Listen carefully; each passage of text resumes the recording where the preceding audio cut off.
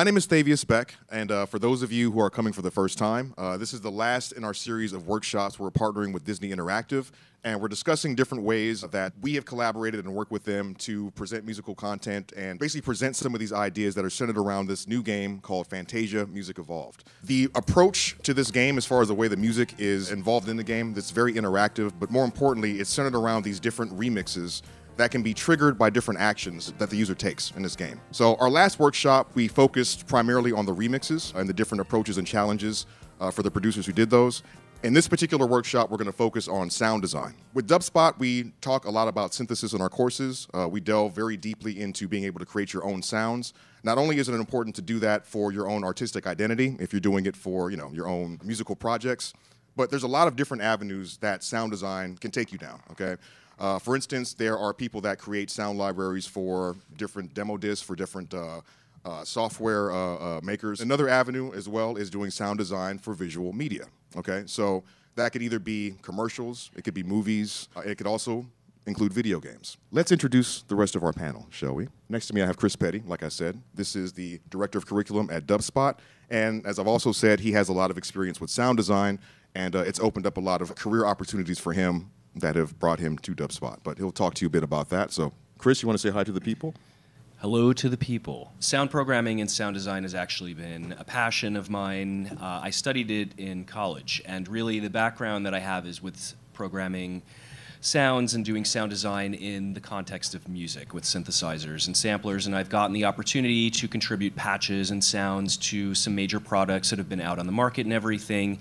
And the approach is actually very, very different when making sounds for a video game. Unfortunately, I don't have a tremendous amount of experience doing it that way, but I'm going to pass the ball over here to my colleague, Michelle Darling, who actually does have experience. Michelle actually contributed a remix to this video game. Like I said, a big part of the game is centered around being able to take different stems from these different songs, different various remixes, and combine them in all these different unique combinations. So, like I said, Michelle's been involved in that, and she can talk to you a bit about her experience and her perspective on sound design. So, okay, hey everybody. I worked since 1996 in doing sound design. Now we're throwing the word sound design around a little bit because it has a couple of different meanings.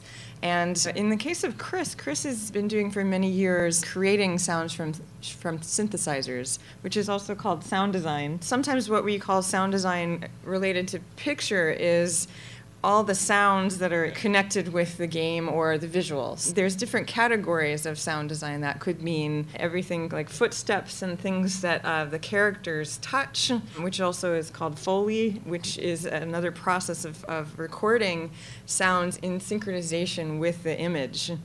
There is also sound effects, which are everything else basically that really are harder to record. That would mean something like a motorcycle revving. It could be wind, any kind of ambient sounds, things like that, that maybe you would have to grab from a sound library. One of the reasons that we wanted to talk about it and we're here today is because it is a very viable field for people that are studying electronic music and sound. And it's just one way to make a living, honestly. It's very creative, helps to have a really good ear, a musical ear, and knowing the technology as well. It's just one avenue that I've found I've been able to make a living for quite a few years doing, and also what led me to teaching. I would many times need the sound of fire crackling, and I'd get plastic and crinkle it up and make it and add it with a few other sounds to make it realistic. So a lot of times you can do sound effects to the imagery for games. There's a lot of different approaches, but you can look at the visual that's already been made, perhaps, and fill in and figure out what would make it sound the best possible. So you a lot of times need to grab from different sources and build that sound. And so that's the creative side of it. So it can be really challenging sometimes. You think, what in the world could make that sound? So you spend time grabbing from libraries, like maybe Chris has been involved in making sound effects libraries. But then sometimes you start to hear the same sounds in different games and things like that. But so making your own is a really fun part of it, and going to record, starting to record some of it too, and adding and making them bigger. And that's a really good point, and I think that's a good way for us to kind of segue into introducing the guys from Disney Interactive and Harmonix. Because again, if you're dealing with visual media where there's video, there's footage there, there's some inherent sound, there's dialogue, there's something that's already been recorded that you can reinforce. With a video game, you're building everything from scratch, okay? You're working and creating a sound effect for something that's happening in this completely virtual fantasy world that may or may not have any connection to reality. So again, it's a completely different approach. And to me, that's what's the most interesting thing about it, is you're forced to really think outside the box and match whatever sounds or activities with a certain piece of visual media that might be completely, unmarried to anything in reality. So with that said, we have Chris Nichols, who we've introduced before, the executive producer of Fantasia Music Evolved. This is basically his baby, so everybody please give him a round of applause. We are going to talk, taking your theme there about making things from scratch. This game is made from scratch on an entirely new platform that didn't exist 5 years ago when we started. And nothing about the game existed 5 years ago when we started. The whole way in which you interact with software, the whole role that sound and music play in the game itself and as an experience were literally crafted out of thin air by a madman in Glendale. That's me. And an army of very talented and smart people in Boston that is Harmonix. So with that said, I'd like to introduce our partners from Harmonix, Adam Arrigo, and we also have Jeff Allen and Steve Pardo joining us remotely. So please, everyone, give it up to them.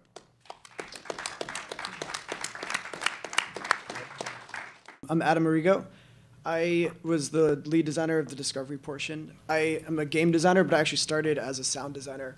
I have a sound design background. I made the crazy decision to switch to game design. I worked on games like original Rock Band, Rock Band 2, Rock Band 3, the Beatles game, Dance Central, and finally Fantasia Music Evolved.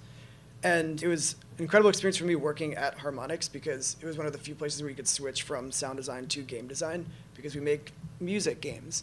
So I spent a lot of time working on the beat match games from the Rock Band era and Dance Central, which is also a game where you fundamentally respond to cues on the screen passively as a user. And as a designer, it was really exciting for me to work on a game like Fantasia because we kind of flipped the paradigm, we inverted, right? So if the paradigm is there are musical cues on screen happening and I as a user respond to it, in this game, as a user, I actually change the music fundamentally, which is a really interesting sound design and game design problem to solve. So I was on the project from the very beginning. We made a lot of crazy prototypes, and I saw it coalesce into the great thing that it became. Some of the problems that we addressed on the sound design side, when you go to mix a song, or if you're just a sound engineer, right, there's one mix that everybody hears, and you mix it to death, and you obsess over all the details. In this game, everything is dynamic. And as a sound designer, you guys are used to the term procedural audio, the idea that the user has a bunch of different inputs, and the game responds to different game states and different events. The thing about this game is that everything about the audio is dynamic and it's musical, so everything has to sound good always, right? And some of the challenges we face on the design side were getting people to appreciate the fact that they have this musical agency, that if they don't do anything in the game, music does not exist. And based on their actions, they have choices that craft the musical choices that are played as an output in the game.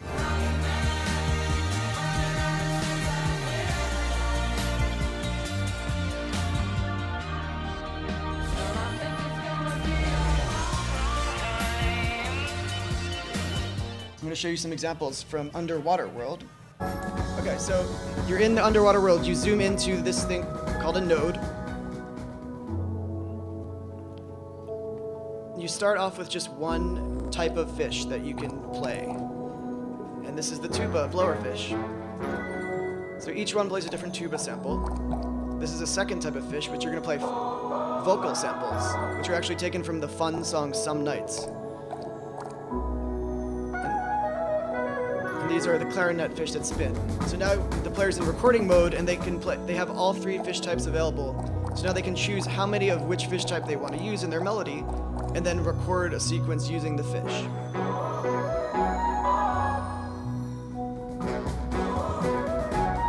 So now this is the melody that they recorded.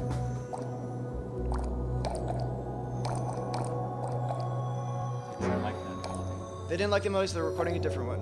So, I mean, the interesting thing about it is, I mean, it's a pretty basic musical interaction. It's just a sequencer with three different types of instrumentation.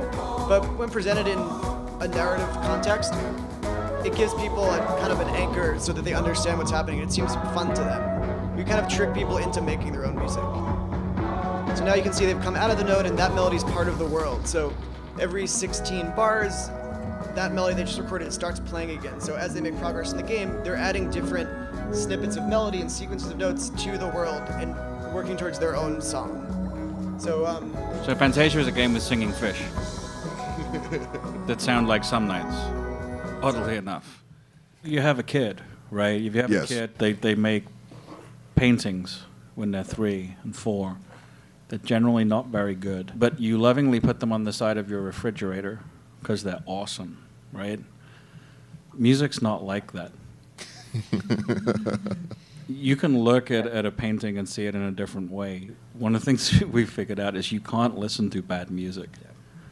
That's one of the hardest things we had to solve in the game. That's a good point. If something's out of tune, it's just out of tune, you know? That's where the MIDI came in. So this was not just traditional sound design. You know, there's a ton of stuff which is filtered through real-time MIDI, whether it's harmonic relativity that we're solving or rhythmic quantization that we're solving. If you're going to give people the gift of music, the idea that they can transform worlds through music, you have to let them feel powerful and good and successful. What you're seeing is the final result of this product that's going to be unveiled to the world that has, provided work for a lot of very creative people. And this is something that's not a record, it's not a mixtape, it's not someone trying to get on stage to perform for somebody. It's a completely different outlet for musicians, for creative-minded people to explore sound design and apply it in a completely different way. So just so that you guys, realize there's more options, there's more avenues for you when you get into learning how to craft and create your own sounds. Everyone up here is a testament to that, and it's just important to keep your mind open and realize there's a lot of different avenues for you. Welcome to Dubspot. We believe in providing you hands-on experience right away. Whether you're completely new to music and want to turn the sounds in your head into a musical reality, or you're an experienced artist looking to refine your skills and add new tools to your arsenal, we're ready to meet you at your level. For students of all ages, all levels, and all styles of music, Dubspot is here to help you achieve your goals. With course offerings both online wherever you are and at our school in the heart of New York City, we are ready to guide you through the next phase of your musical transformation. Whether you want to produce music, DJ, or do both, you've come to the right place. Come explore Dubspot for yourself. Become a part of our community and make music.